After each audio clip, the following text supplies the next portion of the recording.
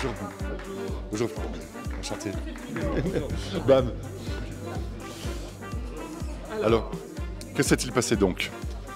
Il s'est passé qu'il y a eu des débats intéressants et que les conseils de Pfizer et Mme von der Leyen n'ont pas réussi à ce que l'affaire soit enterrée aujourd'hui, ce qui à mon avis était leur objectif. Au contraire, puisque ça va traîner jusqu'au prochain 6 décembre où elle sera de nouveau convoquée. Donc de fait, on ne voit pas très bien comment elle pourrait être candidate à sa succession. Moi je crois que maintenant ça rend impossible le fait que Mme von der Leyen soit candidate à sa succession. Premièrement. Deuxièmement, ils vont discuter d'une requête de la Hongrie, qui était représentée par son avocat, sur la compétence du parquet européen. Et ça c'est extrêmement intéressant, parce que évidemment ça signifie que ce parquet européen qui voudrait prendre l'affaire pourrait ne pas être jugé du tout compétent. Donc ça c'est une deuxième victoire. Et la troisième, il a été dit pendant les débats que c'était une affaire costaud, je cite. Voilà, c'est une affaire costaud. Donc ça c'est reconnu. Et voilà, donc ça c'est quand même quelque chose d'important. On ne parle pas de quelque chose d'anodin. On n'est pas simplement même sur de la procédure pure. On est sur la vie d'hommes, de femmes qui ont souffert, qui souffrent encore, voire certains sont partis. On est sur beaucoup d'argent public. On est sur des questions d'opacité, d'utilisation de l'argent et de prise de décision. Et donc, effectivement, je suis d'accord, c'est une affaire costaud. Donc, je dirais que c'est échec et mat pour les partis que nous représentons en notre faveur, alors qu'en face, eh bien, qui pensaient pouvoir enterrer tout ça rapidement, ben non. Prochaine convocation de Mme von der Leyen, et nous y serons également le 6 décembre. Entre-temps, il y aura eu des actes de procédure. Voilà, je pense que ça rend impossible le fait que Ursula von der Leyen se présente à sa succession, ce qui serait déjà une première très très grande victoire. Je crois qu'on en serait tous d'accord. Quels étaient les arguments des avocats de la défense de Mme von der Leyen? On n'est pas rentré dans le fond de cette affaire. Il voudrait naturellement reprendre ce dossier, se jugeant compétent et jugeant que le juge d'instruction belge ne l'est pas. Mais ça aurait pu être décidé comme ça. Aujourd'hui, ça n'a pas été décidé comme ça. Et notamment parce que nous sommes partie civile et on était ici avec Frédéric Baldan. Et aussi parce qu'il se trouve que la Hongrie a déposé une requête pour demander à ce que nous puissions étudier cette question de la compétence du parquet européen de manière beaucoup plus approfondie. Et je pense que c'est une très bonne chose. Très bien.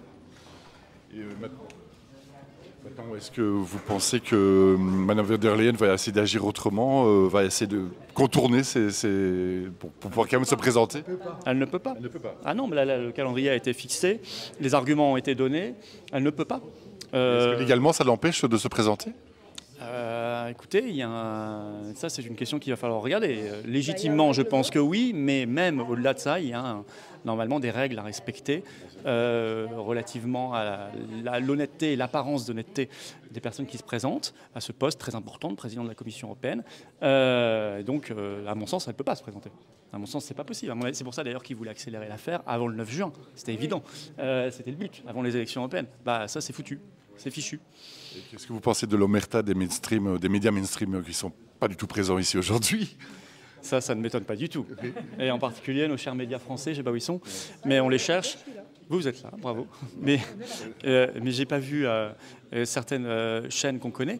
Non, mais ça, on n'est pas étonné, évidemment. Dès qu'il s'agit de remettre en cause l'Union européenne ou de parler de cette affaire de SMS, de Pfizer, de contrats, les grands médias sont toujours aux abonnés absents parce qu'ils font la réclame de Ursula von der Leyen, de l'Union européenne et de Pfizer. Voilà, s'ils font ça depuis des années, ils vont continuer, ça c'est évident. Est-ce que d'une manière générale, ce ne serait pas aussi l'opportunité de réfléchir sur le pouvoir des lobbies aujourd'hui et de les limiter? Qu'est-ce que vous pensez de ça? C'est un vrai sujet parce que, vous savez, Bruxelles, parce qu'il y a la Commission européenne, c'est la ville au monde où il y a le plus de lobbies, de cabinets de lobbying, devant Washington. Parce que l'Union européenne a énormément de compétences, de pouvoir et brasse énormément d'argent. Et c'est bien, et c'est catastrophique. Voilà, c'est pour ça d'ailleurs que moi je veux qu'on sorte de l'Union européenne et qu'on arrête avec cette affaire, parce qu'on sent bien que ça pousse à la corruption.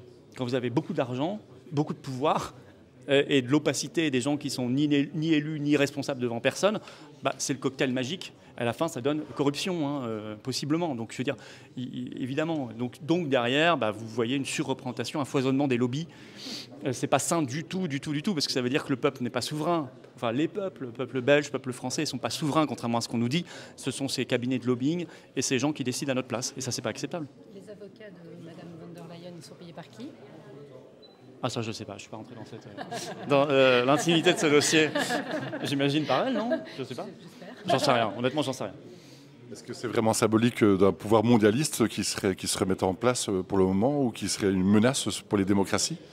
Ah bah, si vous voulez, dès qu'on parle d'Union européenne, on est dans le pouvoir mondialiste, clairement. C'est un agent mondialiste, l'Union européenne. C'est fait pour ça. C'est fait pour détruire, détricoter les nations, pour détruire les peuples, pour détruire nos libertés. On l'a vu. Et ça continue, et détruire nos souverainetés. Et donc, si on veut sérieusement combattre le mondialisme, on commence par combattre et à mettre à terre à l'Union européenne. Et concrètement, qu'est-ce que vous appelez le mondialisme en fait?